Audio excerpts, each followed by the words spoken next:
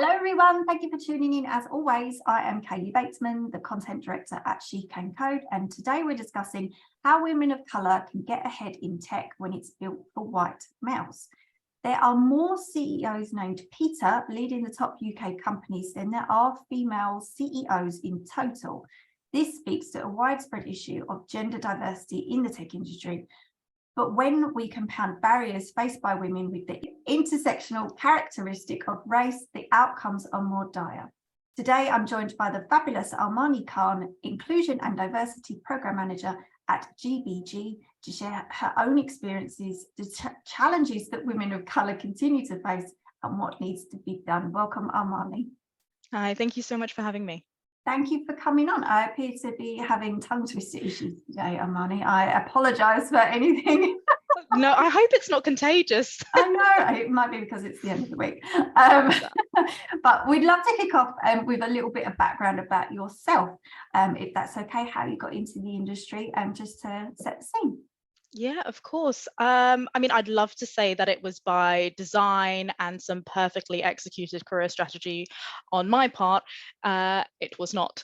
It was purely by chance. I came from a background in terms of studying more humanitarian. I studied criminology and psychology, and have always worked mainly customer facing, people focused. I even did a bit of my career when I was trying to find out what I wanted to do with the Metropolitan Police Force as an officer. So how I ended up in tech was I came across a small startup that were looking for facilities coordinators and office management, and I was always quite good in that, with a background in the serviced office industry. And shortly after I joined that startup, which was a tech startup, they were acquired by GBG, and again found myself working for this much larger tech company, but in a central services role, so facilities admin, where a lot of women find themselves when working for tech companies. And I've been there for 6 years now, 7 years now. I've been there for 7 years now, and have just developed through various opportunities that have arisen, being able to identify those opportunities and also put myself forward for them. But yeah, it's just been a chance thing, opportunities that have arose and that I've taken on. Yeah, we always start on here as how people got into their tech career, because it's always so interesting to hear that a lot of ladies fall into the tech space. And it's interesting that you said that you started with studying criminology and you worked a little bit with the Met Police. Is that something that you had seen? Because we always say here, you can't be what you can't see. And if you see that a lot as a child, for instance, so, you know, it kind of subconsciously goes in and you start going off in that direction. And a lot of ladies we hear, you don't see things about the tech sector and tech careers. You know, is that something that you saw when you were young? Oh, absolutely. I have to say, off the back, a number of my family are in the police. And so that's something, growing up, admiring them, having them as role models and being like, oh yeah, I could totally do that. And having that spoken into me at a young age, they'd be like, oh yeah, you would love this, or you could do this.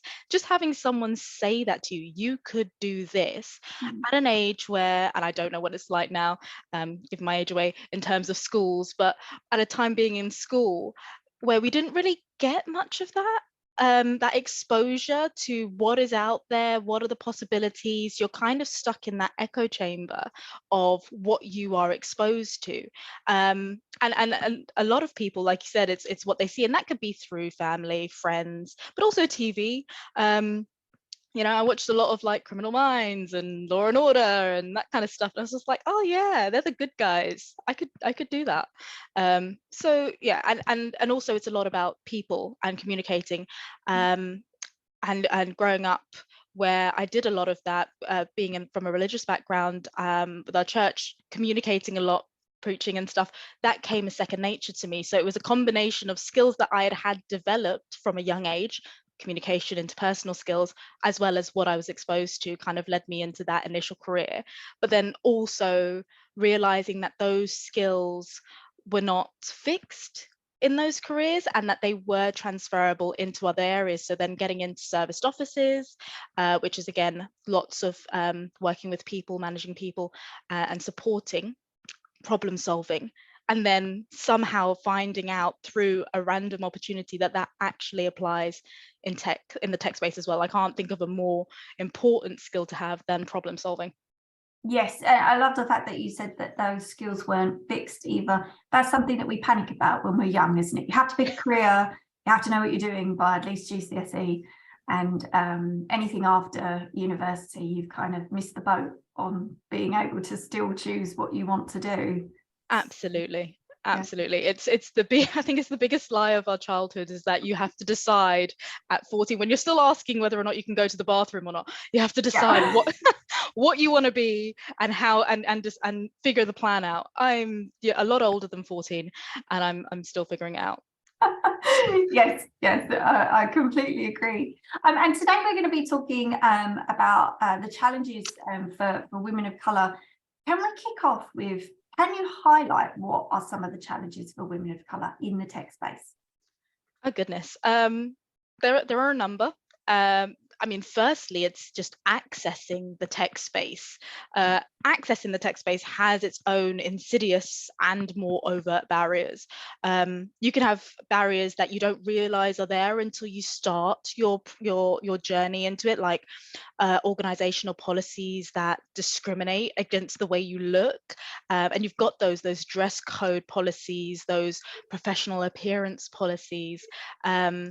The just like we said earlier, the lack of role model representation. This is more of an unconscious barrier that you don't realize you have. Not seeing the representation of people that look like you in tech or at the right levels in tech may shut you off for the possibility that that is a place that you belong.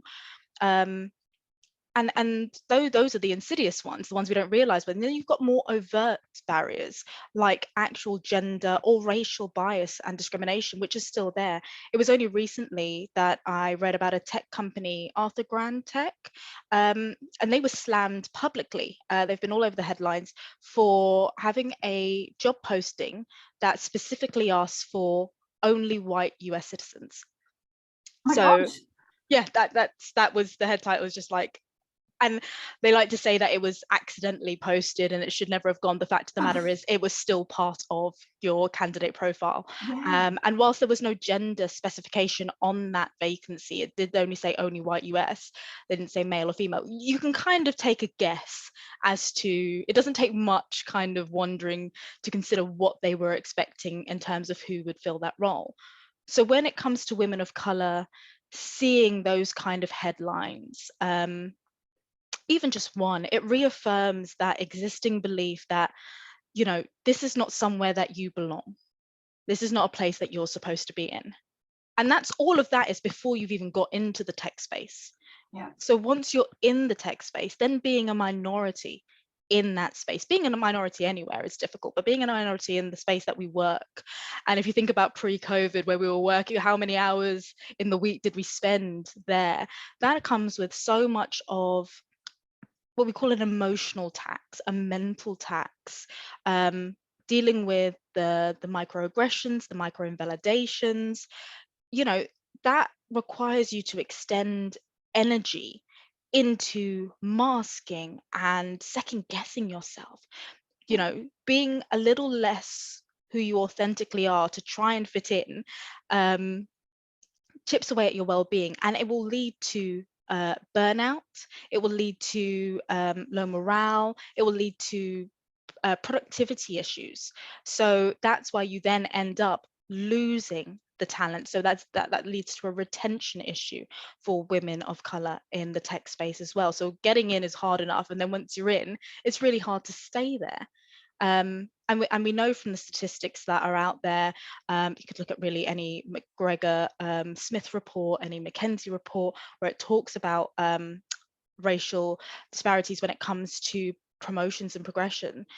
Being in the space, having to deal with all of those things that we've just covered, on top of the fact that even as a woman, forget just being a woman of color, but as a woman, you're less likely to be promoted than being a woman of color as well. On top of that, that extra layer of diversity means that the likelihood of you being promoted is even less.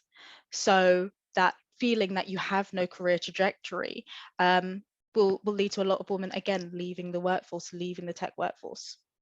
Yeah, I love everything you just said, because you're absolutely right. It's not, there are two main barriers. As you said, just getting in is one, and then once you're in, there are completely different barriers. And once you're in, I mean, in terms of getting into the industry as well, I've had this discussion with ladies before, and ladies of color before, who have said, you know, sometimes you go to an interview and there's just nobody there that looks like you. So how, you know, if everybody there is a white male, how do they relate to you? And it's been said before that, you know, people tend to hire what they know, and they just, they can't relate. So, you know, it works both ways, that you're not going to feel comfortable either going for an interview thinking, I can't relate to anybody here. Is this even the company for me? Is the other thing that you're going to be thinking. And then, as you said, once you get in, I love the fact that you mentioned second guessing yourself, because I think that's something, especially as women, we do anyway. We've had whole webinars on the imposter syndrome topic of, you know, just feeling like you don't belong anyway. And that second guessing yourself at work is just such a dangerous place to get into. And like you said, you know, if you're a woman of color and you're constantly feeling, you know, every day there might be those small things that happen, but you just can't put your finger on it. And as you said, it would just wear down. It will gradually weigh you down, and you leave, which is a shame, because obviously the industry is crying out for really good talent. What more needs to be done, do you think? We've discussed, obviously, there are a series of challenges trying to get into the industry, and then we're not in the industry. What do you think can be done? There is plenty that business can do. Is any of it easy? No. No. Does it happen quickly? Does it happen overnight? Absolutely not. When we're talking about inclusion, equality, equitable practices, which is very, very different from equality, those are cultural changes. They are changing belief structures, embedded established routines, and changing a culture. I liken it very much to turning a cruise liner. It happens very, very slowly at first, and then all of a sudden, before you've realized it, you're at 180. But it is just hanging on. And I think what a lot of businesses have done in the past, and I'm talking pre-2020, is looked at inclusion diversity as a really nice thing to have. This is a great thing that we can have to bolster things. This is a nice little separate on the side thing that we can tap into as and when it, you know, we've got the resources or the extra budget or what have you, if there is such a thing as extra budget, especially nowadays. But what businesses need to start doing, and I think some have started doing, is viewing inclusion and diversity as part of their major strategic efforts. This should underpin every other aspect of the business. It should not be an add-on or an afterthought. It should be so integrated into everything that you do that it becomes a natural part of your operations, to the point where it should be treated as the same as any other aspect of the business. If you have KPIs, targets, or objectives, or whatever it is for sales, for product, for brand, you should have that for your inclusion and diversity program. It should be measurable, it should be auditable. Think SMART goals. And that's how businesses can start to really see a change. And a big part of that is data. Like, if you look at any successful framework for inclusion, diversity, for making change, what you need first is an understanding of where you're at. And so obtaining representative, accurate, and relevant data captured at a level granular enough for it to capture necessary elements for the organizational structure. Those kind of things are key for helping organizations to identify, one, what they're doing really, really well, because that's equally important. Organizations need to know, this is what we're doing really well. This is what's keeping our people. This is what's helping us to attract that the talent that we want. and let's keep doing that. Yeah. But then also, here's where we're failing. Here's where we're not doing so well. Here are where the gaps are. Then you can use that data to develop targeted and reasonable but ambitious objectives that you need to then move the dial. Yeah, sometimes that's just been, a company, most companies, they're very good if somebody holds the mirror up to them and says, actually, this is where you're at, and as you said, it's just being very honest to find a way forward from there. The fact that you said nice to have, oh my gosh, I mean, as She Can Code as a community, our partners that we work with, you can quickly tell the partners that are, occasionally we do get the few that are ticking a box, and then you get the majority, 95% of our fabulous partners are there because they know they need to put, a good amount of effort behind their diversity strategy. It's not just chucking some budget at something and expecting magic to happen. But you're absolutely right. It's still considered one of those nice to haves, and that's most the thing. of our partners suddenly think, they know, they get it, they realize it's far more than that. And that's the thing. When you actually start doing the work, you realize that inclusion and diversity it doesn't happen based on intent. A lot of these businesses, even though that 5% that haven't quite got it yet, they might have the best intent. Their intention is, right, we want to have more diversity, we want to have this inclusive workforce, we want to have that. But inclusion doesn't happen via intent. Inclusion, the diversity, they are outputs of design. You have to design programs, processes, infrastructure to support that culture that you want. So saying, yes, we're going to be more inclusive without actually doing anything about it, with no action, is false. Yes, and without seeing it as well come from the top down, is such a problem as well. You're right, it's not just this bolt-on department come up with this idea, but it's not reflected in leadership and nobody actually sees it. It's far more than that. It has to be embedded in a culture, and obviously come from leadership. Do you think that the technology industry is doing enough to promote female representation in tech? No. No, simply, it's a loaded question.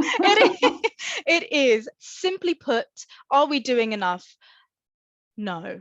And that's only because there's so much more we could be doing. We are doing stuff. There is definite progression that's happened, and absolutely we found ourselves in a brilliant position pre-COVID. The pandemic did take a bit of a knock on the progress that we had made. However, progress had been made. But the fact of the matter is that, again, if you look at the data, McKinsey shows that out of every 100 men that are promoted to a tech manager, only 52 women are. And whereas if you look at it for just general managerial roles and take the tech away, it's 86 women for every 100 men. So there is a massive disparity in terms of how high women can climb this ladder in tech. So we need to do a much better job at fixing this broken rung philosophy, or phenomenon rather, that's happening, this broken rung phenomena, because this is what's causing an issue when it comes to, one, promoting female talent within tech, promoting that representation, but then also that has a knock-on effect on how well we can promote female representation to the next generation outside of tech. We are unable to promote we're unable to promote where we're not, kind of thing, to those who are looking for that role model, who are those who are looking for representation, to almost for the guidance that, yes, they belong in tech. So if we're failing to promote female representation in tech, then we're causing a cyclical long-term issue whereby we then fail to get in the talent that we're looking for. Yeah. I love that you said the guidance, that to make them feel that you belong in tech, is something that I don't think I've heard before, because not a lot of people probably feel that way. But you're right. It's as well, I suppose changing the feeling. that people, how they feel every day when they come to work. How can individuals challenge organisations to ensure they're inclusive? Is this also, I don't know, where people feel that it's they don't want to challenge organisations as well, or how do individuals address that? Well, I mean, firstly, organizations should be, the onus, I think, is on the organization as well, because I think they should be making this easy. There should be very, very clear, distinct avenues and processes that individuals can take to challenge organizations, to raise qualms, issues, concerns, or even just to highlight changes and policies that they feel aren't inclusive or don't benefit them. There should also be a way for individuals to challenge organizations on accountability. And organizations can preempt that. Because I think we've entered this era, particularly now, particularly after 2020, George Floyd, Black Lives Matter, and so many companies took a stance. And there is a lot less patience and grace we're seeing from society towards organizations who have made these bold claims and haven't done anything to stand by them. So what organizations need to do is they need to showcase, because a lot of them are doing things. It's just that no one quite wants to put their head above the parapet first, Yeah. in terms of, like, protecting themselves and reputational damage, which is all understandable from an organization's point of view. But a lot of them are actually doing a lot. It's just that they're not shouting about it. So making it clear to individuals, this is what we're doing. This is how how well we're doing on our objectives, on our targets. This is where we're at. This is what we hope to see in the future, and this is how we're going to do it. All of those things are perfectly fine. And I think what you'll find is that there'll be a lot less challenges when organizations start to do that. But individuals can challenge in a number of ways. For example, in GBG, we have very, very clear avenues on how team members can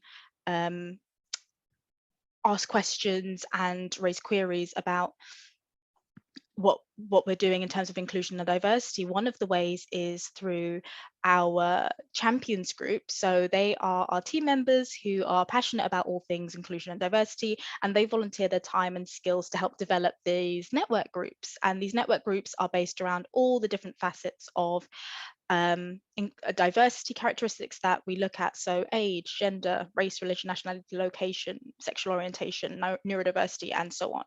And so team members can reach out directly to our champions to ask questions, to raise queries, to share issues, and the champions will help them through it. And we've actually had some changes in processes within the business due to just those conversations.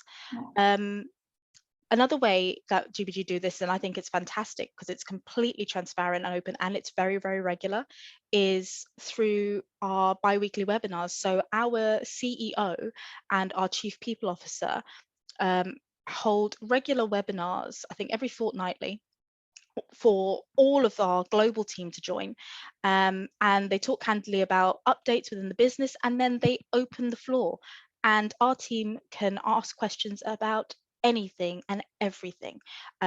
Doesn't matter what, it could be something local and social, it could be something to do with business. It doesn't matter. And our CEO and CPO will answer their questions. So that's another great way. But I think if individuals really want to make sure that they're challenging organizations, they should make sure that they are realistic on what they want and focus more on what they want to see as opposed to what they don't want to see, because then it's something that you're giving the business what you want as opposed to not what you don't want. That's not a solution. Tell them what you want and try and garner as much support as possible, because if you're noticing an issue, it's likely others around you are as well. So yeah, there's plenty of ways that you can do that. Yeah, and all of those are very creating a culture with a safe space that you're allowed to have a voice, that there won't be any comeback as well. I had a lady on this podcast recently, and you just mentioning George Floyd there. She said at the time we wanted to send a message to our employees that were working in that area in the US to make sure that everybody, felt safe. And she said, we thought we were doing the right thing by sending a message out to everybody. And one of a Black employee came back and said that she was disappointed to see that the company didn't just reach out to the Black employees to check how they're feeling, because it was actually them that she said it should have been us that you should have been focusing on, and our families in that area at the time. And the lady that I was interviewing, she said to me, I was mortified that we had made such a mistake, but I was so pleased that she felt she was in a safe environment that she could point out our mistake. And she said I was sort of, feeling like, oh, I can't believe we made such a mistake. But fantastic that she feels like she works in a great culture and she can speak up and say that. And she said, when we learned from that mistake, and she said we obviously would handle things differently. But that, as you have said, with about steering the ship, that doesn't happen overnight. For employees to feel that they can speak up about something that they've seen, as you said, even having your leadership team be that approachable and that available to everybody, you feel like you could just throw any question out to the floor, good or bad, and they're not going to, but nobody's going to mute them on that webinar. They're going to get an honest answer. Exactly, and it's all anonymized, so it's a case of you can ask and you don't worry about any backlash. And you know what, my heart goes out to that poor lady, because it is difficult kind of thing. I wish there was a singular right answer when it comes to creating that safe space. And yes, we can say broadly, well, this is kind of what we want to create, but every organization is different and every individual within that organization has different needs. So it is a lot of trial and error. And, what you want to say is you did a great job with the fact that you even addressed it, because you could say, listen, that's a social issue. We're a business. That's got nothing to do with us. But you understand that organization understood that you don't leave who you are at the door when you go to work. You have to bring your whole selves to work. And so, yeah, hopefully it was an opportunity to learn what that team needed. And whereas that team needed, if anything, I would have been like, absolutely, we should have done a broader comms and then a more targeted comms. So that way, you counter both, but it is very much that turning of the ship. The learning happens slowly. So Yes. when challenging, also be aware that these things, even if an organization is committed to making change based on your challenge, it's not going to happen overnight. These things are they're massive machines, numerous parts moving all together as one when it comes to, running an organization. So these things might take time for you to actually see the change. So a little bit of grace is good as well. Yes, that's good advice. Yes. In recent years, we've endured the pandemic, mass resignation, quiet quitting, and now a huge number of tech layoffs. Do you think this is having a negative impact on diversity in tech? Quite a few things that have happened recently. So.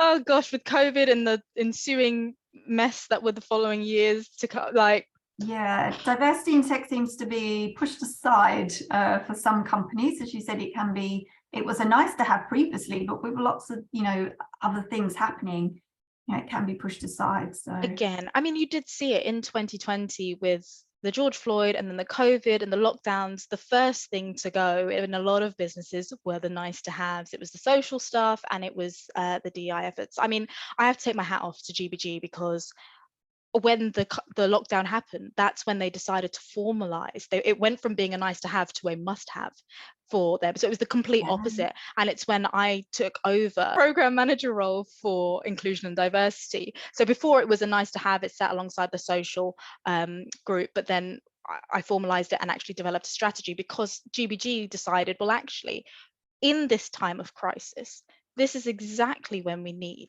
to invest and deliver on inclusion.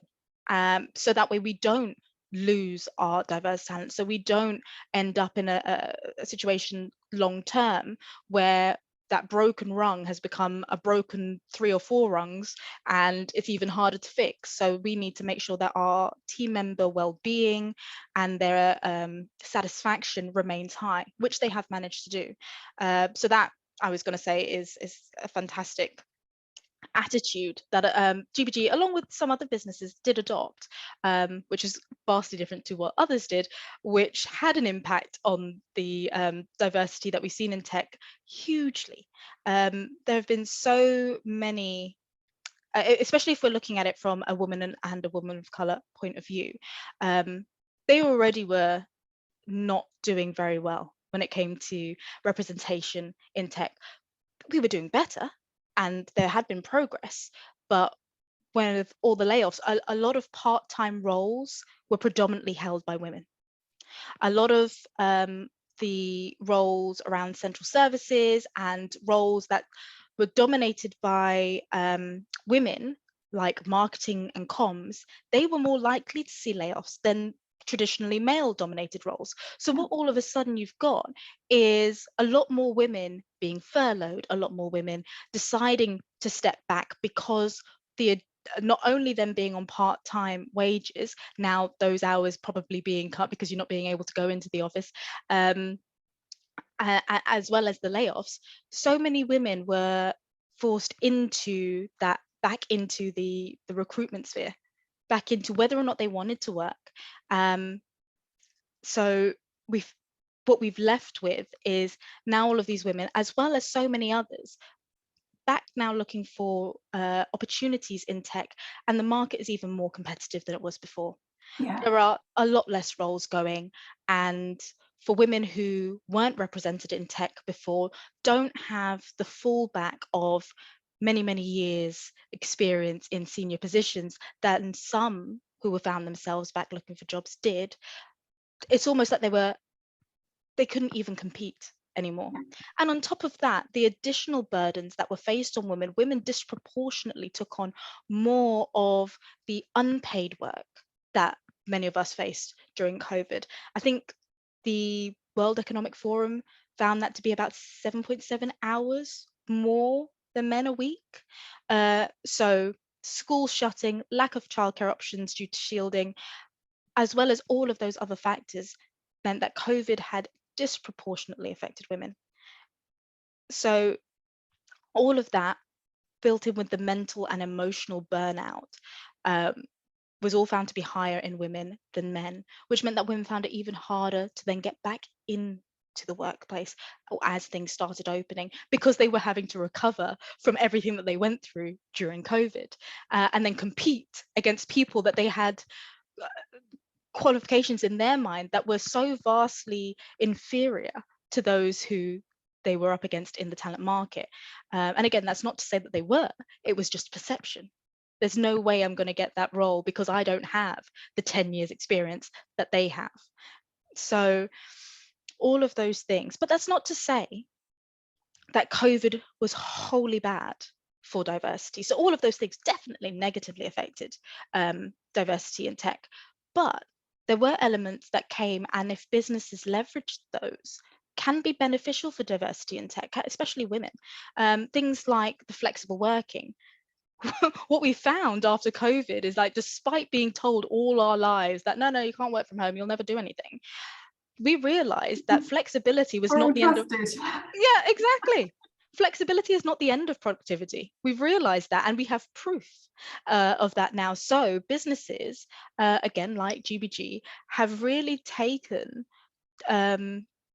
this opportunity to choose to learn from this and increase opportunities for more remote working and hybrid flexibility within their roles, which means that we are opening up our talent pools where it had previously been closed off. So those women who had to choose part-time work because they had childcare issues and they were the main, childcare providers in the household, meant that they could look at different roles because it meant that they could manage that childcare around a full-time role, and be at home and have that flexibility. So there are ways of leveraging what we were left with post-COVID to benefit the diverse talent we have in the tech sphere. Yes. You're right. COVID, in particular, it had its advantages, obviously, and disadvantages for women working in tech. I think as well, you know, we were saying about diversity now. It was seen as a nice to have. I think now as well, you said about, you know, competition in the industry and women coming back in. A lot of companies that might have been focusing on things like returners programs and diversity programs, that, you know, it kind of has been put aside for some companies. Not all, as you said, you know, your own company really embraced diversity and other initiatives at the time.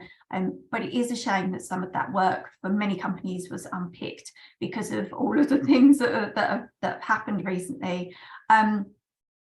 There was an opinion piece by Wall Street Journal columnist Andy Kessler that argued that the reason for Silicon Valley Bank's fall may have been because they were distracted by diversity demands. How can we stop diversity becoming a scapegoat for business failures? I mean, it's laughable, really, isn't it? Yes. I would love to know his thoughts on all of the other bank crashes there have been, and all of the stock market crashes, and all of the businesses that have been led by all male, all white boards and executives that have failed. What were the diversity demands there? Like, how did this happen? Yeah, No, I'm clearly distracted yeah, by clearly. the programs. Oh, but you know, in all honesty, it was a ridiculous statement, and it contradicts all of the data that we have on how well businesses that are run by diverse leadership and diverse boards do. You can find the data anywhere, the statistics that show that having gender balanced boards see better financial outcomes than boards that don't prioritize diversity. But in case of how do we stop this, I don't think we do. I don't think the onus is on us in terms of stopping people scapegoating. They always will. We will always have comments of which is like that. Oh, well, it's because they're so focused on diversity. Or though they're along the lines of the same type of comments that you get when people say, oh, I'm going to play devil's advocate because, you know, your lived experiences are hilarious to me, and I'm just going to tire and exhaust you to the point where you no longer want to do this. And that's what they're there to do. They are there to belittle, exhaust, and frustrate us to the point of apathy, so that the progress that we are making stops, because they never benefited those groups. And that's what we need to understand. We'll never be able to change everyone's mindset. I don't need to change your beliefs. I need to change your behavior. And eventually your beliefs will change, because then you'll see how this system of inclusion benefits you. And I think that's what it is. It's a case of mounting enough evidence so that the case for diversity and the results that it provides is irrefutable. And that's kind of what I consider my job to be. My job in terms of creating sound strategies for inclusion and diversity are to do that. It's to help build that case on inclusion and diversity, so that it's undeniable why we have this embedded across our organization. And I think the comments by Kessler highlight a very important pitfall that women and women of color and many diverse groups as well face when they step into previously homogenous environments.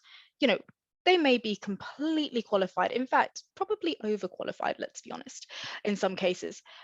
But because they are different, they'll be perceived as a diversity hire, and therefore any success will be despite them, whilst any failure will be because of them.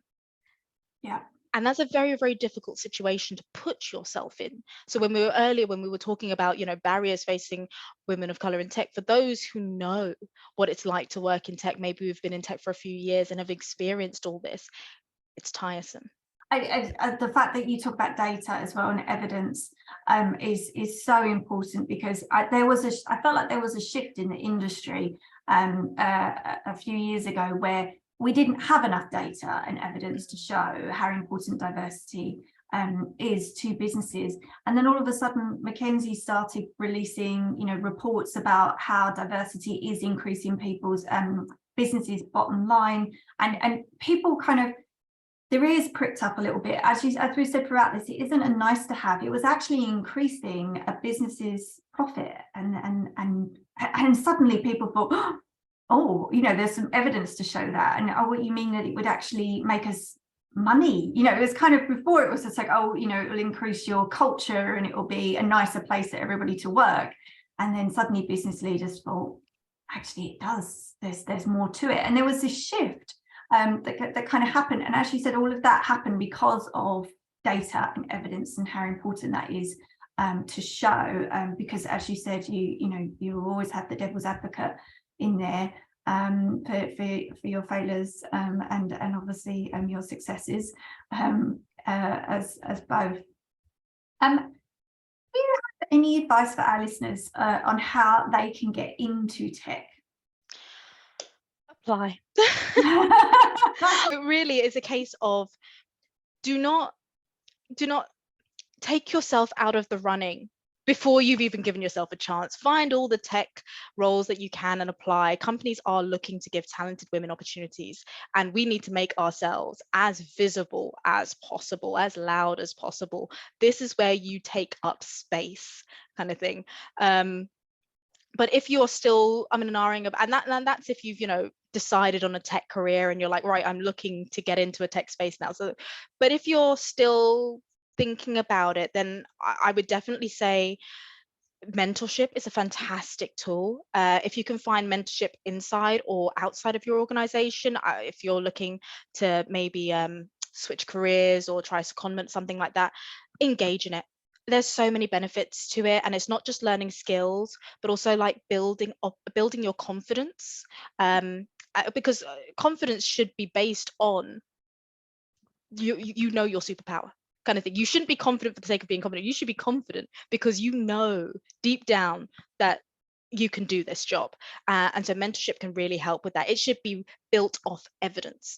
And mentorship's great with that. And also networking opportunities. Like I mentioned earlier, I fell into this by chance, by opportunity, because I heard of the job. And when I've previously spoken to an old managing director for the organization, and I asked him one night, I was just like, how did you become a managing director for a global data intelligence company? He was just like, I was in the right place at the right time with the right people, and that was it. So honestly, make those connections and join organizations, either again within or external to where you are right now. So that could be your organizations, employee resource groups, like with GBG, we have the champions. Join those, speak to those, again, network through them, get the information that you need, or join organizations like yourself, She Can Code, BYP, Women in Tech Forum. These are all fantastic organizations that you can join, communities of women like yourself. You're sharing insights, you're sharing support, and you're sharing your perceptions, listening to others. You're not only finding opportunities, but you'll avoid a few, pitfalls as well. So definitely, and keep going. You have to be your biggest fan and your best advocate as well, because no one is going to believe in you more than you. So make sure that you do that. And just remember that, like we've said all throughout this, we are not on a level playing field. So be patient, because this is going to take some time, but it's your only responsibility is to remain consistent, and you'll get there. Yes, definitely. Like you said, you have to be your biggest fan. It's something that we forget to do often. Tell you about it. And as you said, a mentor can help remind you of those things as well, because if you are dealing with things every day in your work life, it is so easy to forget the really good things that you are good at, and even why you were hired in that position, just to sometimes remind yourself why. Absolutely. Were hired for that role. We are almost out of time, but I have one last question for you. What does the future landscape look like for women in tech? Hopefully bright. Do you know what? I absolutely believe it is. I mean, we were already making progress. We still are. It's happening slowly, but there is so much more emphasis and attention on the future of diversity for tech. And a lot of businesses, if you look at the Tech Talent Charter's recent report, a lot of businesses have gender as their main focus in terms of what they're trying to drive. And what I think our responsibility is for the future of tech in the workspace is a focus on early careers, making sure that we are showing the next generation of talent the representation that they deserve to have, so that they can see themselves in tech and see that tech is a place that they belong as well. Yes, I think as well, I read a survey recently, I can't remember who it was by, but it basically picks up on a change in generations as well as to what young people look for now when they are applying. And whereas previously, I think everybody, things that were more important to you were things like salary and, whether or not, how many holidays you had, things like that. Apparently younger people now, they want diversity to be up there. It's up there in one of their top 3 things that they look for, culture and environment, and they are looking for that. So thankfully a lot of companies are responding, and they know that that young people do care about the environment that they're going to work in, and obviously companies hopefully will continue to make a shift, because they're not going to attract good talent if they don't, if that's a priority of young people nowadays. So Absolutely, companies will find that they're being left behind on the basis of talent.